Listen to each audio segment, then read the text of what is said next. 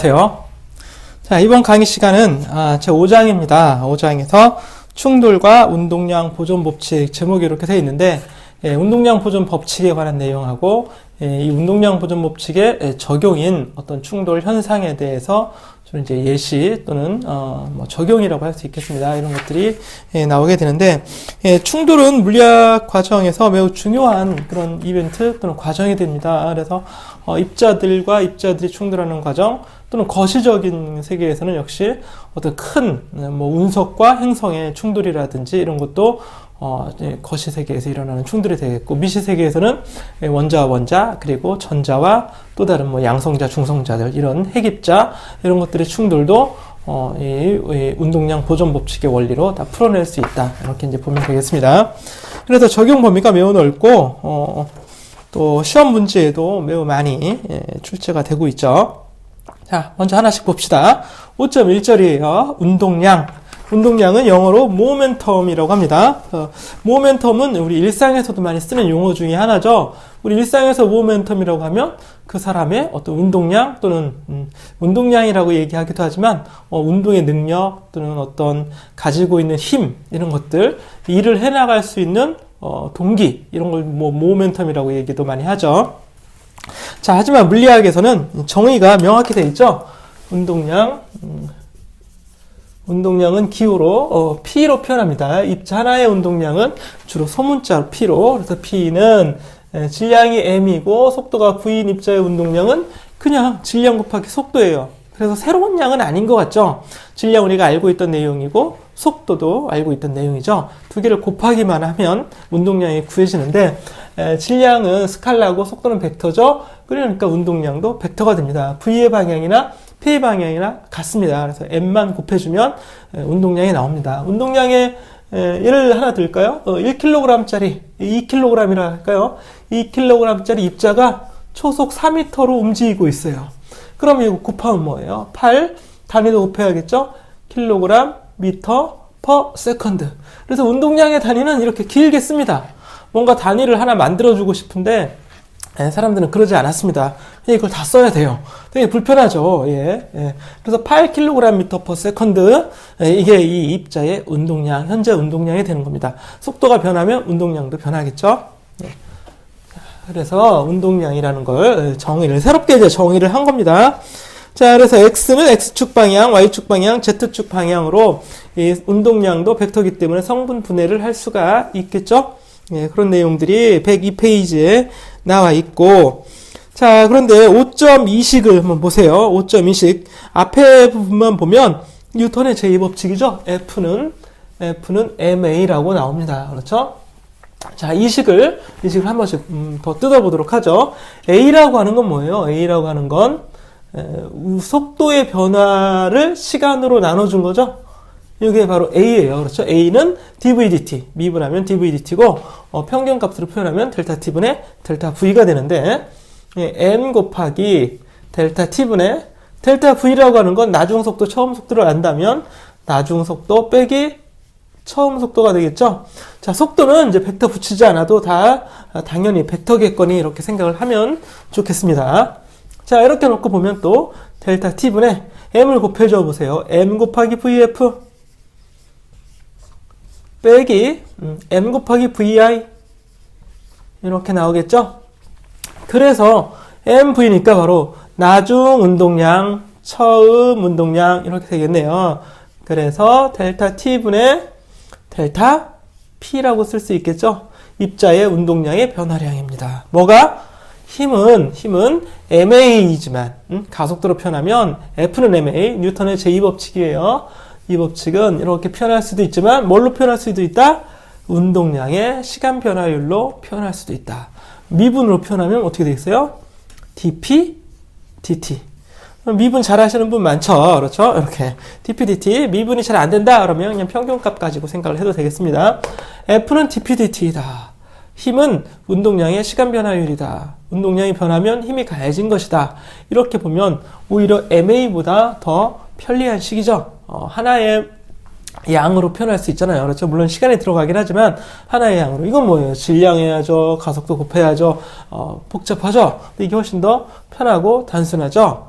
그래서 힘은 운동량의 변화율이다. 그리고 더 일반적인 경우입니다. 이게 더 일반적인 경우. 자, dPdt가 ma로 되는 경우는 어때요? m이 변하지 않는 경우로 한정되는 경우입니다. 질량이 변할 수도 있잖아요. 그러면 로켓 보세요, 로켓. 로켓은 날아가면서 질량이 감소하죠? 연료로 분출이 되고 있기 때문에. 그런 경우에는 ma를 적용할 수가 없어요. 질량이 변하지 않기 때문에. 그렇죠? 이거는 이제 변하지 않는 거고. 그러니까 그때는 뭐로 써야 돼요? 운동량의 시간 변화율로 힘, 추진력을 생각해 볼 수 있다. 이런 얘기예요. 그래서 더 일반적인 경우는 운동량으로 표현된 뉴턴의 제2법칙이 더 일반적인 경우고, 특화된 경우, 질량이 변하지 않는 경우는 가속도로 표현된 뉴턴의 제2법칙 이렇게 쓸 수 있습니다. 그래서 이 법칙에 대한 얘기가 이제 5.2식이었고 5.3식을 보세요. 5.3식 J라고 하는 게 나오죠. J는 뭐라고 표현되어 있어요? F 곱하기 델타 T다. F 곱하기 델타 T. 자, F 델타 T 뭐 저 찍어도 되고 안 찍어도 되고 그렇습니다. 그래서 힘 곱하기 시간이에요. 힘 곱하기 시간. 자, 이런 경우 한번 생각해 보세요. 벽에 콩이 쭉 날아와요. 콩이 날아오다가 벽에 탁 부딪힙니다. 부딪히면 이제 압축이 되겠죠? 여기 이제 순간적으로 이게 탄성 충돌이라면 그냥 탁 맞고 탁 튀어나오겠지만, 공이라면 어때요? 찌그러들죠? 찌그러들어서 더 찌그러들었다가 다시 펴지죠? 그러면서 다시 이제 나오게, 반발되게 되죠? 이때 충돌하는 시간이 있어요. 델타 T라는 시간. 그렇죠? 그 충돌하는 시간 동안에 자, 서로 접촉하니까 접촉력이 작용하겠죠? 서로 밀어내는 힘이 작용할 겁니다. 그 서로 작용하는 힘, 그 F 곱하기 시간을 해주는데, 이 일정한 힘이 작용했다고 가정을 하고, 일정한 힘이라고 단순화시켜서 가정하고, 그때 힘이 가해지는 시간. 그래서 힘 곱하기 시간. 이걸 뭐라고 하느냐? 충격량이라고 합니다. 충격량. 그래서 다시 처음으로 들어서 충격량. 그래서 영어로는 impulse라고 합니다. impulse. 그래서 I라고 표현하면 좋을 것 같은데, I라고 표현하기도 하는데, 이 책에서는 저는 J라고 표현했어요. 이 I라고 표현하면, impulse의 I가 되지만, J라고 표현하고 싶네요. 그, 이선희의 노래도 있죠. J. 근데 J 대신에 I라고 했으면 노래가 좀 이상하지 않았을까요? 그렇죠? 쓸데없는 얘기 했습니다. J. 충격량. 충격적이죠?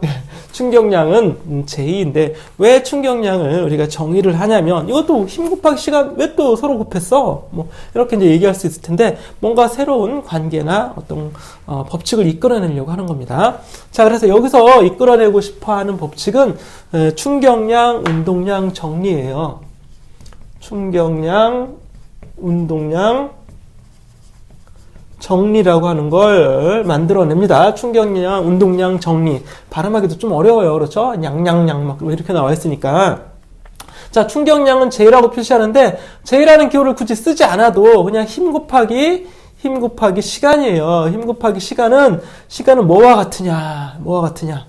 운동량의 변화량과 같다. 그래서 델타 P이다. 이렇게. 이게 운동량이고 변화량이죠? 델타 P. J는 델타 P와 같다. 그럼 이게 또 이게 뭐야? 또 이렇게 이제 생각하는 사람이 있을 텐데. 자, 충격량, 우리가 다시 이제 충돌 한번 생각해 보세요. 물체가 와서 벽에 충돌했다가 다시 튀어나가는데, 충돌하는 시간 동안에 힘 곱하기 시간을 구하기가 쉽지가 않잖아요. 그렇죠? 물론 힘을 측정하는 기구가 있다면, 힘 곱하기 시간 측정하면 되겠는데, 그 힘도 사실은 시간에 따라서 일정한 힘이 아니라, 좀 힘이 막 변하지 않을까요? 그렇죠? 실제 힘은, 힘의 크기가 막 변합니다. 그렇죠? 그래서 힘 곱하기 시간이라는 충격량을 구해내기가 쉽지가 않다, 이런 얘기예요. 하지만 그건 뭐와 똑같으냐? 운동량의 변화량과 같기 때문에 나중 운동량, 처음 운동량 이것만 구하면 되겠죠? 나중 운동량, 처음 운동량 여기 나중에서 처음 빼주면 그게 운동량의 변화량이니까 요것만 구할 수 있다면 충격량이 금방 구해진다 이런 얘기죠. 그럼 왜 충격량을 구하느냐? 충격량을 구하는 이유는 여기 F가 있잖아요. 그렇죠? F는 다시 쓰면 뭐가 돼요? F는 다시 쓰면 델타 T분의 델타 P라는 얘기죠. 그래서 이 식을 다시 쓴 거예요. 그러니까 뭐예요? 뉴턴의 제2법칙을 또 한 번 얘기해 준 거다. 이렇게 얘기할 수 있는데 그 힘 곱하기 시간을 이렇게 하면 그거 뭐랑 같다? 델타 P랑 같다 이런 얘기예요. 그래서 운동량을 우리가 측정할 수 있잖아요. 측정이라고 하는 건 뭐 질량 곱하기 속도니까. 그래서 운동량의 운동량이 변했다면 이런 얘기죠. 운동량이 변했다면 뭐가 작용한 거야? 힘이 작용한 거다. 뉴턴의 제2법칙을 좀 풀어 쓴 거라고 얘기할 수 있어요. 그렇죠? 그래서 우리가 공부하는, 즉, 이 물리학 전반부에 공부하는 내용은 어떻게 보면 7, 80%가 다 뉴턴의 제2법칙입니다. 그렇죠? 운동량이라든지 뭐 이런 것들은, 예? 다 해도 뉴턴의 제2법칙 공부하고 있는 거잖아요. 자, 이렇게 좀 해보고, 자, 그러면 이게 이제 시험에서는 어떤 형태로 나오냐? 직접 물어볼 수도 있어요. 이거를 이대로 충격량 구해보고 막 구해보는데, 그럼 충격량이라는 걸 실제 구하는 과정 같은 거 한번 우리가 생각해 보도록 하겠습니다. 자, 충격량은 일정한 힘이 작용하면 충격량 J는 F 곱하기 델타 T이지만 실제 충돌에서 일정한 힘이 작용하는 경우는 별로 없잖아요. 그래서 그런 경우에는 어떻게 해요? 적분하자. 매우 짧은 시간 동안의 힘 곱하기 시간을 전체 시간 동안에 적분해주면 되겠죠? 그러면 이게 충격량이 되는데 요거의 그래프적인 의미는 뭐겠어요? 충돌할 때 이런 힘이 작용했다면 이런 힘이 작용했어요. 시간에 따라서 이런 힘이 작용했다. 요게 이제 시간과 힘이죠. 그래서 시간에 따라 힘이 작용했을 때 이 적분의 의미는 뭐였죠? 그 힘 곡선이 시간축과 이루는 면적. 그게 바로 뭐예요? 충격량이다 이런 얘기입니다. 충격량. 요게 충격량이 면적을 구하면 충격량인데 이런 면적 좀 구하기는 어렵긴 하지만 어쨌든 이제 그래프적인 의미는 그렇습니다. 그런데 충격량, 운동량 정리에 의하면 이거는 뭐랑 같다는 얘기예요? 델타 P랑 같다. 그래서 나중 운동량 빼기 처음 운동량만 구하면 그게 바로 뭐다? 이 면적이다. 충격량이다. 이런 얘기예요. 그래서 이런 그림이 직접 그림이 직접 시험 문제 출제가 됩니다. 그래서 구하기 쉬운 모양으로 예를 들어서 이렇게 이런 것들은 면적 구하기 쉽잖아요. 그렇죠? 힘이 이렇게 작용했다. 시간 동안 어떤 시간 동안 힘이 이렇게 작용했다.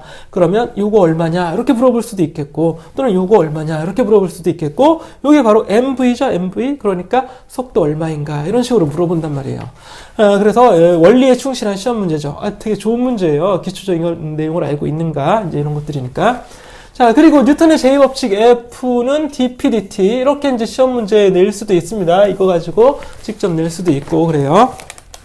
자, 예제 5.1 보세요. 예제 103페이지. 예제 보기 전에 거기 그림 5점이 있죠? 그림 5점이. 그래서 요런 면적하고 시간이 나와 있죠. 시간.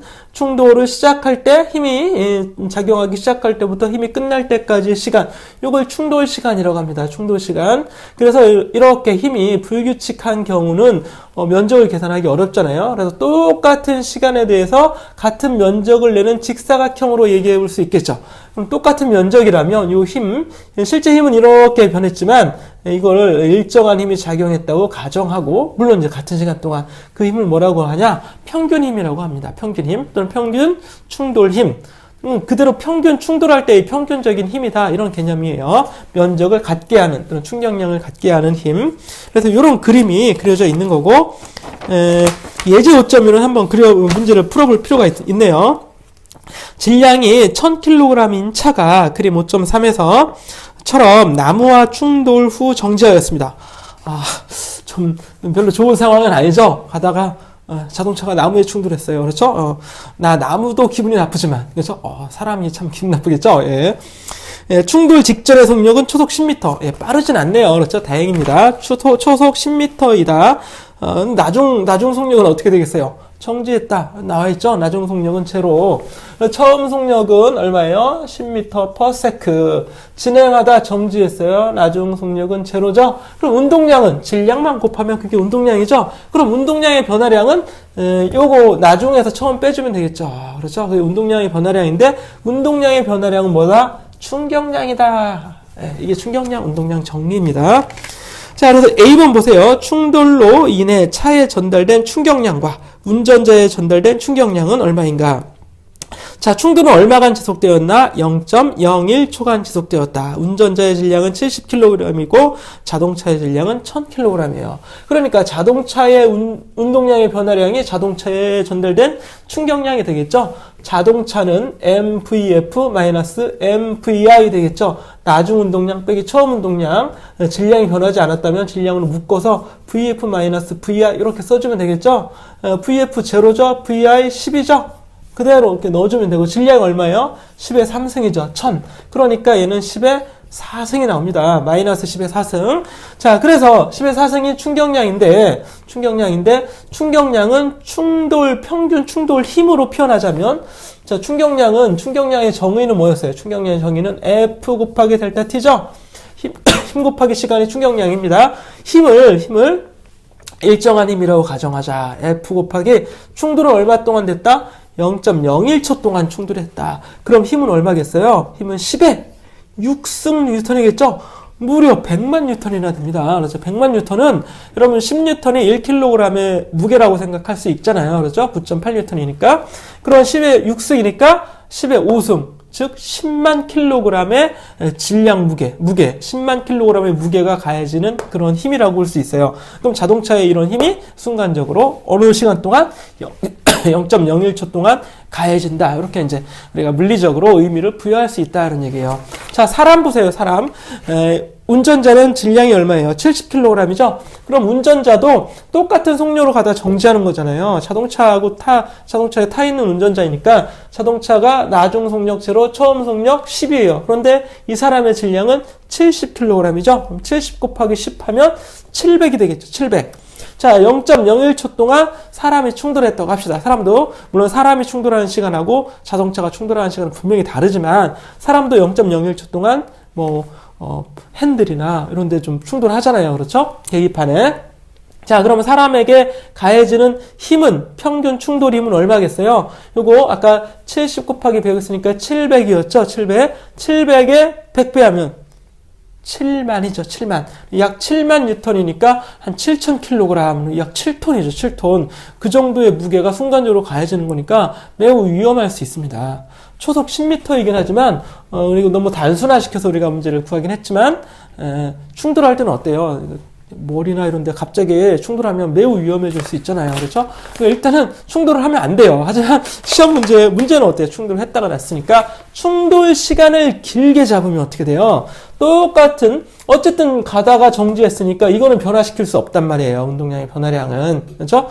하지만 충돌 시간을 길게 하면 어떻게 되겠어요? 시간이 길어지니까 F는 줄어들겠죠. 어떤 일정한 양에서 힘 곱하기 시간인데 시간을 길게 하면 F는 줄어들어요. 그래서 사람에게 전달되는 충돌 힘은 줄일 수 있습니다. 어떻게 하면? 충돌하는 시간을 길게 가져가면. 그래서 에어백이라든지 이런 게 필요한 거죠. 에어백은 우리가 충돌하는 시간을 길게 해주잖아요. 그렇죠? 또는 어디 있어요? 안전벨트도 있죠? 안전벨트 같은 경우는 살짝 늘어나면서 충돌하는 시간을 길게 가져갑니다. 그러니까 안전벨트도 쓰고, 에어백도 쓰고, 또 다른 장치들을 또 쓸 수 있다면, 충돌은 오랫동안 일어나서 사람에게 가해지는 힘은 좀 약화시킬 수 있는 거예요. 그렇죠? 또는 자동차 같은 경우는 어떻게 하겠어요? 충돌이 오랫동안 일어나게 하려면, 자, 나무에 가서 자동차가 충돌하는데 자동차는 어떻게 돼요? 쫙 찌그러들어요. 그렇죠? 그럼 오랫동안 찌그러들게 하면 되겠죠? 여러분, 공 받을 때 친구랑 이제 캐치볼을 하게 되면 공이 날아오는데 공이 빠른 속력으로 날아오면 어떻게 해요?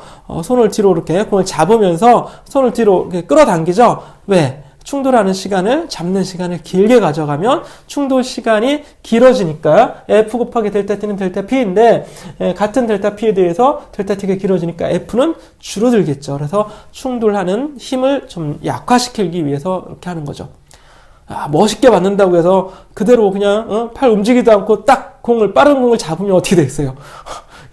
열이 엄청나겠죠. 그래서 매우 아플 거예요. 자, 높은 데서 낮은 곳으로 떨어질 때 어떻게 해요? 우리 무릎의 관절 주의하려고 무릎을 살짝 굽히면서 떨어지죠? 그런 것도 시간을 길게 가져가면서 충돌 힘을 약화시키려고. 멋있게 떨어진다고 굽히지도 않고 그대로 떨어지면 어떻게 됩니까? 병원 신세 져야겠죠? 이런 것들에 대한 얘기가 바로 예제 5.1에 나와 있는 겁니다. 그래서 충돌 시간을 길게 가져가면 충격력은 또는 충돌 힘은 약화된다. 이런 개념이고 5.2절에 운동량의 보존으로 넘어가도록 하겠습니다. 자, 그래서 좀 실용적인 내용을 공부했다 할 수 있어요. 충격량, 운동량 정리에서는. 자, 5.2절은 이제 운동량 보존 또는 운동량 보존 법칙이 되겠습니다. 그래서 P 보존 이런 내용이죠. P 보존, 운동량 보존. 자, 식을 다시 써요. 다시 쓰는데, 아니, 식을 다시 쓰는 게 아니라, 여기서는 이제 두 명의 사람, 빨리 하려다 보니까 두 개의 사람 이렇게 됐어요. 예, 두 명의 사람, 큰 사람과 작은 사람이 있네요. 그죠? 예, 큰 사람과 작은 사람이 서로 밀어내죠. 얼음판 위에서 서로 밀어요. 그럼 둘 다 밀리겠죠? 하지만 질량이 큰 사람은 천천히 좀 밀리고, 질량이 작은 사람은 좀 속력이 빨리 밀리겠죠. 왜 이런 현상이 일어나는가? 이게 바로 운동량 보존 때문에 그런 경우예요. 어떤 경우든 두 개의 입자 또는 두 개의 물체가 서로 힘을 작용할 때는 힘의 크기가 어때요? 같습니다. 서로 밀어내는 힘 FA, FB가 같다. 왜? 작용, 반작용의 법칙 제3법칙에 의해서 둘이 밀어낸다고 합시다.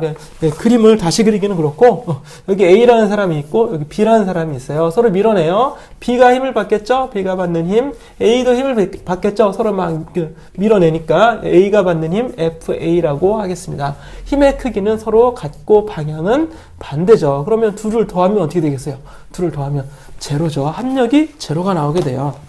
근데 A의 입장에서 보면 A가 F라는 힘을 받으니까 A는 어떻게 돼요? 가속하겠죠? 또는 운동량이 변하겠죠? 그래서 FA는 dPA dt 이렇게 되겠죠? F는 dP dt니까 델타 P 델타 T. 힘은 운동량의 변화율이다. 시간에 대한 변화율 또는 델타 P라고 해도 돼요. 매우 짧은 시간 동안이라고 해서 가정을 해놓고 그리고 FB도 역시 B에 힘이 작용해요. B에 힘이 작용하니까 B의 운동량의 변화가 일어나겠죠. dP B dt 이런 식이 되겠네요. 근데 둘을 더하면 어떻게 돼요? 0이 돼요. 둘을 더해보죠. 자, 이렇게 해서 둘을 더해보면, 더하기는 하면 어떻게 돼요? FA 더하기 FP는, 자, 요거 더해보세요. PA 더하기 PB죠? PA 더하기 PB, DT. 이렇게 되겠네요. 그렇죠? 그래서 A의 운동량과 B의 운동량의 합이죠? 근데 이게 어떻게 돼요? 이게 제로다 이런 얘기는 이게 뭐예요? 이게 일정하다 이런 얘기죠. 일정하니까 변화가 없는 거잖아요. 그렇죠? 그래서 운동량의 합. 그 얘기는 이 개의 총 운동량 이렇게 볼 수 있겠죠. 이거는 두 개의 입자계, 그래서 투바디 시스템이라고 얘기하네요. 또는 투 파티클 시스템인데 두 입자계, 세 개의 입자계도 마찬가지예요. 어떤 입자계, 우리가 물리학에서 개라고 하는 건 입자와 입자들의 상호작용하는 공간까지 합친 거예요. 개의 총 운동량은 불변이다. 어느 경우예요? 어느 경우? 뉴턴의 제3법칙이 작용하고 있는 경우. 그리고 그 힘의 크기가 같고 방향이 반대인 경우. 결국에 뭐예요? 두 입자 사이에 내부적인 힘이에요. 내부력만 작용한 경우. 여기다 이렇게 단서를 하나 잡죠. 내부력만 작용한 경우. 자, 내부력만 작용했다니까 외부력은 작용하지 않은 거죠. 외부에서 가한 힘은 0일 때. 이런 시스템을 닫힌 게 이렇게 얘기합니다. 닫힌 게. 여기서 닫혔다는 얘기는 힘의 닫힌 게를 얘기하는 거예요. 외부에서 힘이 작용하지 않는 경우 이런 얘기죠. 외부에서 힘이 작용하지 않는 경우 또는 R자 힘이 0인 경우죠. 작용하지 않는 경우. 되게 여러 경우예요. 우리가 언어로는 여러 가지 형태로 표현할 수 있어요. 외부에서 힘이 작용하지 않는 닫힌 개라고 이렇게 길게 표현할 수도 있겠죠. 그러면 개의 입자들의 총 운동량은 어떻게 돼요? 불변이죠. 그래서 전체 운동량을 대문자로 표현할 수도 있어요. 각각의 입자들의 운동량의 총합, A, B, C 뭐 이렇게 쭉 있겠죠. 이 합은 어떻게 돼요? 불변이에요. 불변. 이게 바로 운동량 보존 법칙입니다. 운동량 보존 법칙. 운동량이 아무 때나 보존되는 게 아니라 어느 때만 보존돼요? 내부력만 작용하는 경우, 외부에서 가한 힘이 0인 경우 이때만 운동량 보존 법칙이 작용하는데 여러분 우주도 마찬가지죠. 우주가 만약에 닫힌 게 클로즈드 시스템이라면 우주는 외부에서 어떤 이렇게 작용이 가해지지 않는다면 우주 전체의 운동량은 보존되겠죠. 그렇죠? 그래서 우주가 처음 생겨났을 때, 빅뱅의 씨앗일 때부터 시작해서 지금까지 우주의 총 운동량은 어때요? 불변인 겁니다. 불변. 그러면 우주가 맨 처음 생겨났을 때 매우 작은 개라면 운동량이 있었을까요? 없었을까요? 그건 매우 어려운 문제예요. 왜냐면 이제 그렇게 되면 상대성 이론에 불확정성의 원리까지 막 들어가게 돼요. 매우 짧은 시간 동안의 에너지나 운동량은 매우 짧은 섭동이 있을 때 이런 어려운 얘기 이제 하지 말아야겠습니다. 그러면 더 어려워지니까 그런 경우는 우리가 좀 접어두고 어쨌든 이 개의 총 운동량은 불변이다. 외부에서 힘이 작용하지 않을 때 이때는 거의 이제 시험 문제 나오면 이렇게 외부에서 힘이 작용하지 않는 경우 내부력만 작용하는 경우겠죠. 그래서 운동량 보존 법칙이 적용되게 합니다. 예를 들어서 A의 운동량이 증가했어요. 그럼 B의 운동량은 어떻게 되겠어요? 감소해야겠죠. 그래야 더해서 전체 값이 일정해야 되니까. 또 A, B, C 세 개가 있어도 마찬가지예요. 얘는 10 증가했어요. 얘는 20 증가했어요. 그럼 B는 얼마큼? C는 얼마큼 해야 돼요? 30 감소해야겠죠? 이렇게 하는 거예요. 이렇게. 이게 보존 법칙입니다. 에너지도 마찬가지고 운동량도 마찬가지고 이렇게 세상이 돌아가고 있다. 그래서 물리를 공부하는 겁니다. 그래야지만 모르는 입자. 예를 들면 이런 거죠.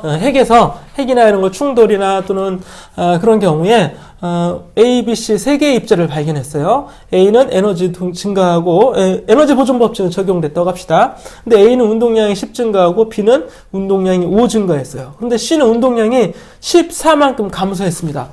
그러면 요거 15, 요거 마이너스 14 더하면 얼마예요? 플러스 1이죠? 그러면 운동량 보존 법칙이 적용되지 않잖아요. 그러면 아직도 발견되지 않은 어떤 입자가 있다거나 뭐 이런 다른 뭔가 이 미완의 방정식을 우리가 맞춰줘야겠죠.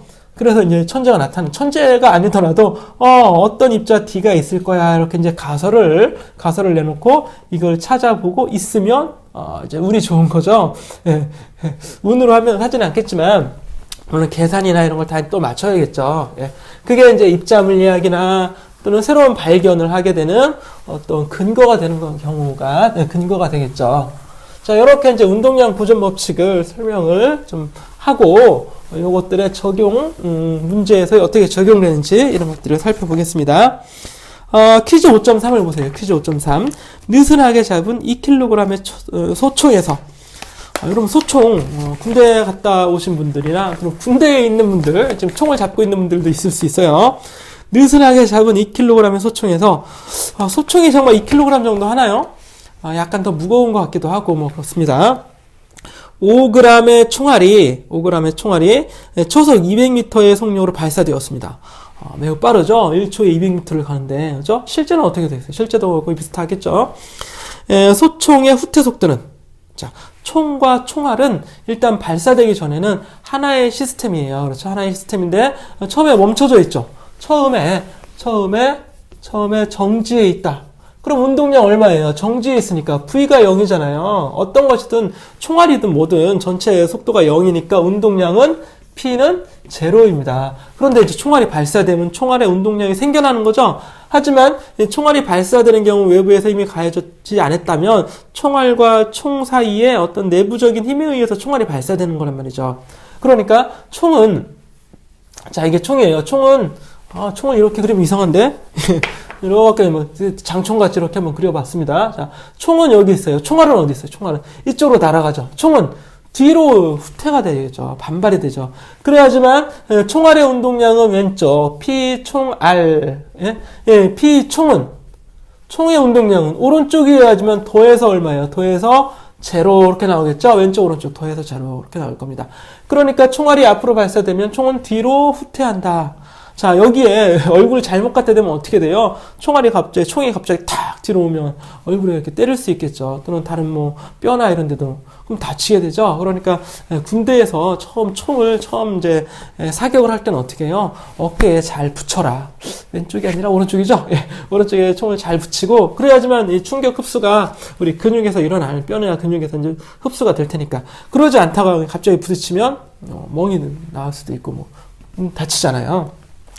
그나마 소총은 좀 괜찮은데 큰 총, 그렇죠? 큰 총은 뭐가 있어요? 그런 총, 그렇죠? 큰 총 같은 경우는 충돌이 좀 아주 강하게 일어날 수 있습니다. 그래서 총을 손에서 놓친다든지 이럴 수도 있고 그런 거예요. 그래서 이제 기관총 같은 경우는 총을 받쳐놓고 이제 총알을 쓰게 되죠. 저는 아직 군대는 그렇게 큰 그런 무기를 다루는 군대는 갔다 오지 않았습니다. 그래서 사격은 해봤어요. 예, 사격은 해봤습니다. 예. 예제 5점이 가벼운 압축 용수철로 연결되어 있던 에어트랙 위에 실험실에서 이런 실험을 하게 됩니다. 연결끈이 끊어지면서 용수철로 연결이 되어 있는데 용수철이 이제 탁 튕겨져 나가면서 입자들이 또는 수레들이 분리가 되겠죠.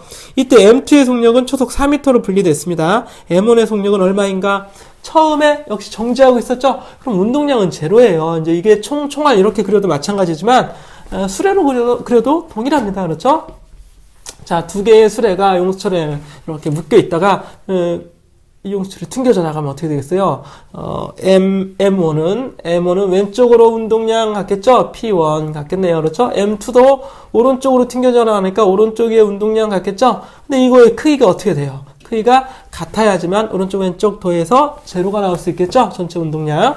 자, P1은 정의에 의해서 M1V1, P2는 M2V2. 그러니까 M1V1하고 M2V2 같아야 되겠죠? 크기가 같은 겁니다.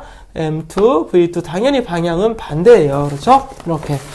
문제에서 M2의 속력은 V2 4죠? 그럼 4M2 이렇게 바꿔주면 되겠죠? 4M2.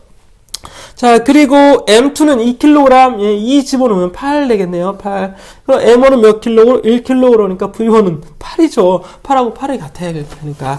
그래서 V1은 초속 8m로, V2는 초속 4m로. 그러니까 질량이 가벼우면 속도가 빨라야겠죠. 그래야 곱한 게 같을 거 아니겠습니까? 자, 이런 문제. 되게 간단한 문제예요. 시험에 매우 자주 나온다. 예, 이렇게. 자, 그리고 그러면 뭐를 또 알 수 있냐면, 운동 에너지도 한번 생각해 볼 수 있어요. 운동량만 가지고 구하면 뭐 쉬우니까 운동 에너지 한번 보는데, 운동 에너지 어때요? 운동 에너지는 2분의 1 M1 V1의 제곱이 되겠죠? 이 운동 에너지. 얘는 운동 에너지 얼마죠?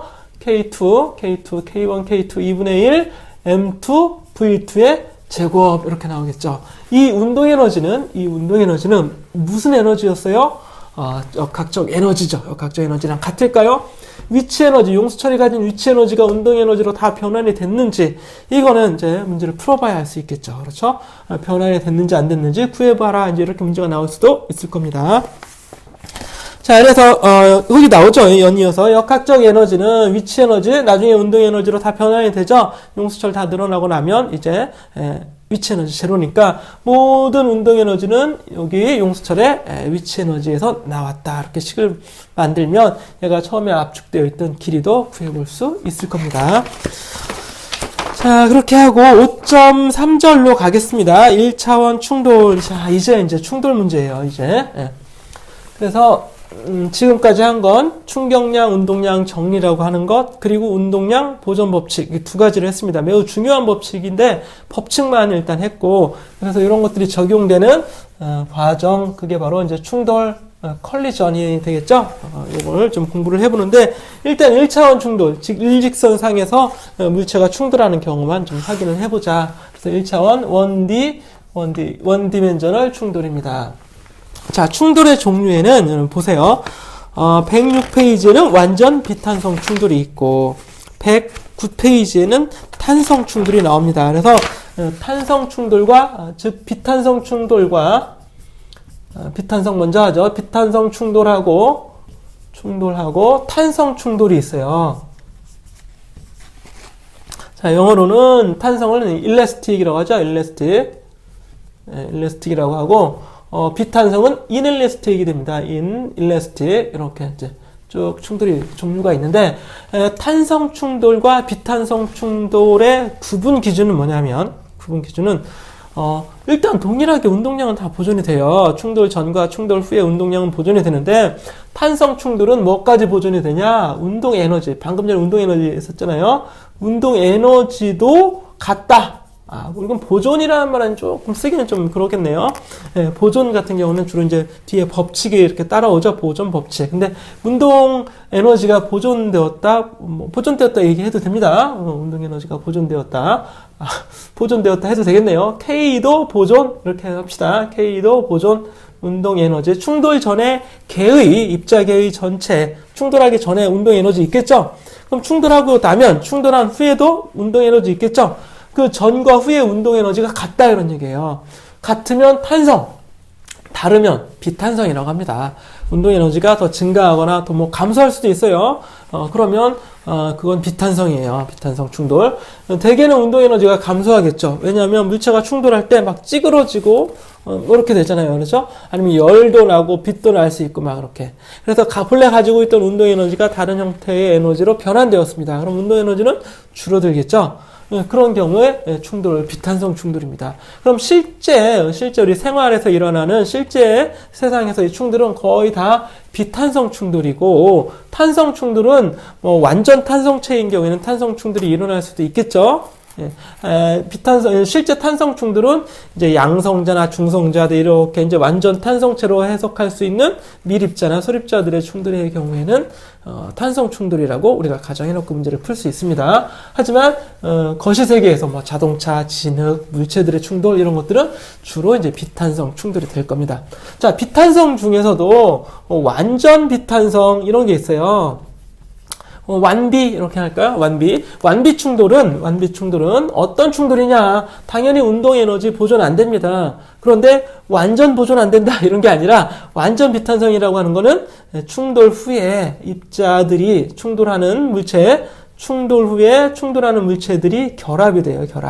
합체. 그래서 한 덩어리가 되는 경우입니다. 이런 것들을 특히 이제 비탄성 중에서도 완전 비탄성이라고 하는데, 한 덩어리가 되면 하나로 해석하니까 질량 더해진 하나죠. 그러니까 해석하기가 좀 쉬워지겠죠. 그래서 이런 문제는 완전 비탄성이 훨씬 더 많이 나와요. 탄성보다.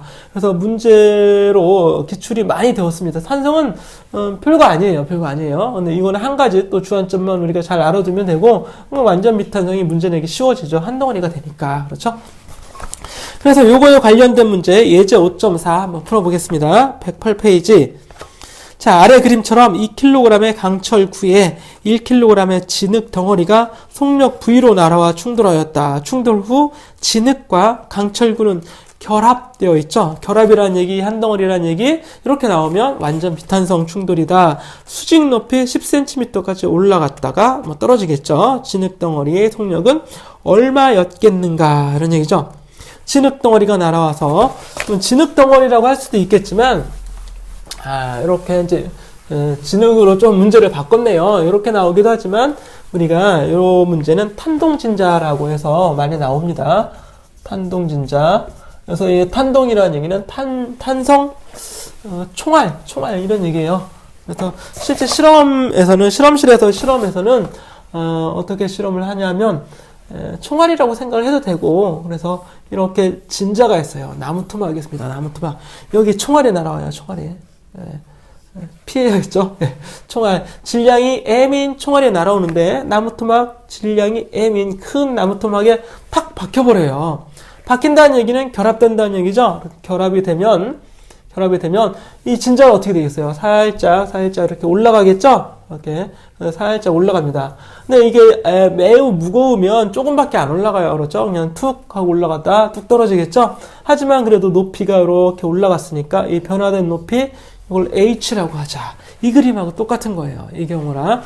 그래서 이게 가장 전형적인 문제이고, 이걸 살짝 변형시켜서 진흙이 날아와서 달라붙어서 움직였다가 똑같죠. 네. 총알이죠, 총알. 근데 총알은 너무 빠르니까 속력을 눈으로 잴 수는 없어요. 그러니까 어떻게 해요? 여기 뒤에, 나무토막 뒤에 자를 이렇게 붙여놓고, 자의 눈금을 보면 나무토막이 순간 정지했다 떨어지니까 이때 눈금이 보이겠죠? 그때, 몇 센티미터 이동했구나. 이렇게 이제 잴 수 있습니다. 그러면 총알의 속도가 빠르면 당연히 높이 많이 이동하겠죠? 그래서 총알의 속력, 충돌 속력과 높이 사이의 관계식을 구해서 이 V를 구해낼 수 있는 겁니다. 아시겠죠? 자, 그럼 어떤 근거냐? 여기 충돌하고 있죠, 충돌 전에 운동량을 구합니다. 충돌 전에 운동량, 충돌 후에 운동량. 그래서 전과 후의 운동량. 각각 구하면 이 전의 운동량은 후의 운동량이랑 어떻게 되겠어요? 같겠죠? 그래야 운동량 보존 법칙입니다. 외부에서 힘이 작용한 게 아니라 서로 내부적인 충돌 과정을 겪었기 때문에 외부 충돌하는 과정에서는 외부에서 힘이 작용하지 않아서 개의 운동량이 보존된다 이런 얘기예요. 이제 서서히 목이 아파오네요. 자, 그렇습니다. 그래서 운동량, 충돌 전에는 총알만 움직이고 있죠. 그럼 총알의 운동량만 있겠죠. 그래서 X축 방향의 총알의 운동량은 총알의 질량 곱하기 속도 mv가 됩니다. 자, 충돌 직후. 왜 직후를 따지냐면 직후에는 X축 방향으로 운동하고 있죠. 하지만 시간이 조금만이라도 지나면 어떻게 돼요? 그때는 Y축 방향의 운동량이 생겨나죠.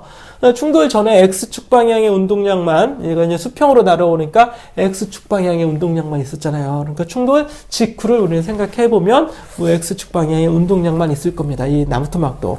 근데 N과 M은 이제 결합이 됐죠. 매우 무거운 나무토막과 가벼운 총알이 결합이 돼서 하나로 움직여요. 그 하나의 X축 방향의 속도를 V라고 합시다. 대문자 V라고. V가 커서 빨라서 V가 대문자가 아니라 큰 물체니까 V라고 한번 표시를 해보죠. 그래서 V가 되겠죠.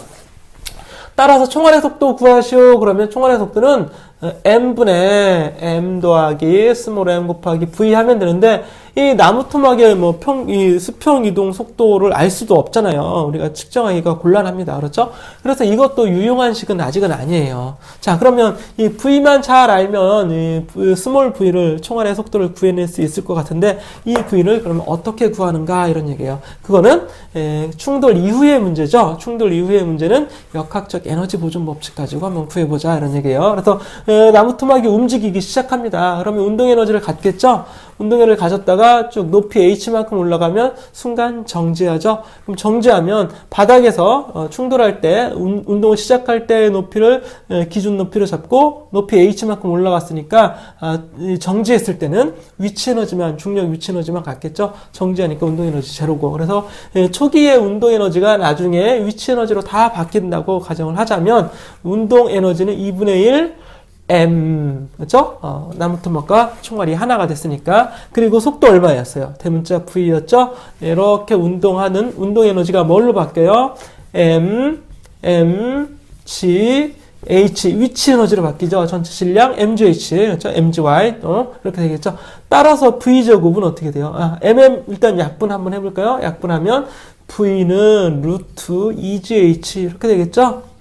그냥 뭐예요? 위치 에너지, 운동 에너지 변환된 거예요. 그래서 속도는 루트 2GH라고 표현할 수 있으니까 여기다 쏙 집어넣어 보자. 그러면 m분의 m 더하기 m 곱하기 루트 2GH. 그래서 나무토막이 올라간 높이 뒤에 자만되면 자의 눈금으로 읽을 수 있다. 그렇죠? 읽을 수 있잖아요, 실제로. 그래서 h 곱하기 g, 그 다 숫자죠? 자, 그리고 요거 질량값이니까 질량값 재서 비율 확인해 보면 V를 구해낼 수 있다. 그래서 총알의 속도를 측정하는 실험입니다. 실제 실험, 이런 실험이 대학교 1학년 실험 시간에 주로 이제 하게 됩니다. 안 하는 경우도 있긴 하지만, 그래서 이렇게 총알의 속도를 한번 유추해 볼 수 있다. 근거는 뭐였습니까? 충돌하는 과정에서는, 충돌에서는 항상 뭘 우리가 얘기해야 돼요? 운동량 보존 법칙을 항상 얘기해야 됩니다. 어떤 충돌이든지 탄성이든지 비탄성이든지 충돌할 때 운동량 보존 법칙 이 식이죠? 여기 이제 P 보존 법칙. 충돌 전에 총알의 운동량은 충돌 후에 전체 개의 운동량과 같다. 이렇게 쓰고, 다른 하나는 또 뭐였어요? 역학적 에너지 보존 법칙이죠? 충돌 직후의 운동 에너지는 정지했을 때, 진자가 올라가서, 탄동진자가 올라가서 정지했을 때 그 위치 에너지, 2분의 1 mv 제곱은 mgh에서 v는 루트 2gh를 구하는 겁니다. 요거를, 이 두 식을 연립한다는 얘기는 이 v를 소거시켜주면 우리가 총알의 속도를 구해낼 수 있겠죠. 자, 하나, 예를 들죠, 예를. 자, 총알의 질량은, 나무토막의 질량의 1000분의 1이라고 합시다. 1000분의 1. 나무토막이 총알보다 1000배 무거운 경우예요. 그러면 요 값은 어떻게 나오겠어요? 요거는 총알의 질량, 나무토막 더하기 총알의 질량, 이렇게 돼 있죠. 그러니까, 요게 1000배죠, 1000배. 스몰하면 1000배예요. 그러니까, 1001 되겠죠, 이 관계. 요거는, 그렇죠? 1001. 그럼 1001 곱하기 루트 2gh 나오는 겁니다. 그러면 1001이냐 1000이나 큰 차이는 없잖아요. 그렇죠? 그래서 일단 빨리 나갔나요? m분의 m 더하기 m은 m분의 1000m 더하기 m이니까 1001m 되겠죠? mm 약분되니까 그대로 1001. 질량의 비율이에요. 1001이죠? 1001배. 그러니까 V를 구하면 1001 루트 2GH 이렇게 나오게 되겠죠. 그래서 몇 센티미터 올라갔는가 대입을 해서 어떤 미터로 나오면 대입을 해서 V를 구해낼 수 있는 거예요. 매우 간단하겠죠. 근데 1001이나 1000이나 큰 차이는 없겠죠. 이 루트 2h가 매우 크지 않는 이상. 그렇죠? 그래서 요거는 즉 m이 m보다 매우 큰 경우에는 그냥 뭐예요? m분의 스몰 m분의 라지 m이라고 이렇게 쓸 수도 있어요. 근사시켜서. 그래서 이렇게 시험에 나온 적이 정말 있어서요. 이거 왜 1000분의 1이라고 안 하고 1000이라고 보기에 돼 있냐? 보기에 1000분의 1은 1001은 어디 갔냐? 이게 보기에 없는 문제가 있었단 말이죠. 그런 거 근사적인 값을 그냥 구하면 되는 거지. 굳이 1001까지 너무 고려하지 않아도 된다. 이런 얘기입니다. 자, 그래서 이 과정 한번 확인해 보시고 더 보시기 바랍니다. 그래서 이게 이제 예제 5.4였어요. 자, 이렇게 해서 비탄성 충돌을 완전 비탄성 충돌을 확인해 봤는데, 앞에 이제 107페이지 문제도 있죠. 그렇죠? 마찰이 없는 수평면 위에서 이런 문제도 있는데, 이런 문제도 여러분들이 한번 해보시고, 예제 5.4는 같이 풀어봤고, 그 다음에 이제 109페이지에 가면 탄성 충돌이 나오네요. 그렇죠? 자, 그런데 여기서 일단 한번 우리가 끊어주고 나머지 탄성 충돌은 다음 강의에서 한번 확인하는 이런 과정을 가지도록 하겠습니다. 그래서 2차원 충돌하고 탄성 충돌을 다음 시간에 질량 중심도 있군요. 질량 중심도 시험에 간간히 출제가 되니까 할 게 아직도 많이 있네요. 예.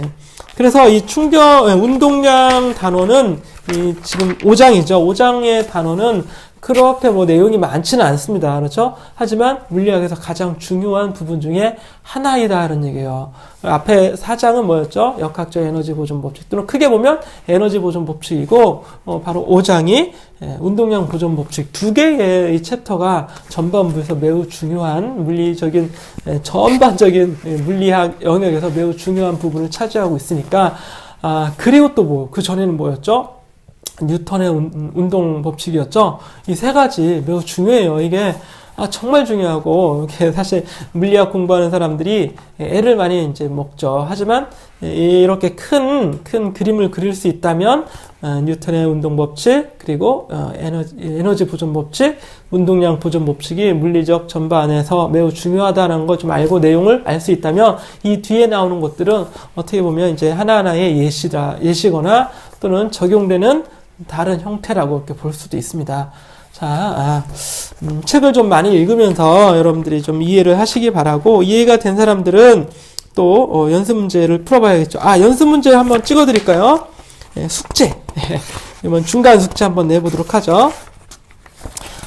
숙제는 어떤 걸 푸냐면, 여러분 기출문제 뒤에 나오잖아요. 뒤에 나오는 거 1번 번호를 불러드리겠습니다. 1번, 6번. 1번, 6번, 그리고 11번, 12번, 14번, 이것은 짝수예요. 12, 14, 16, 20번. 이렇게 하면 이 범위, 오늘 지금 방금 전에 했던 요 강좌의 범위에 나오는 문제들이 되고, 다시 한번 불러드리죠. 1, 6, 11, 12, 14, 16, 20. 자, 숙제입니다. 숙제. 숙제 검사 누가 한다? 여러분 스스로 검사를 하세요. 자랑하실 분들은 잘 풀어서 인터넷에 올려주세요.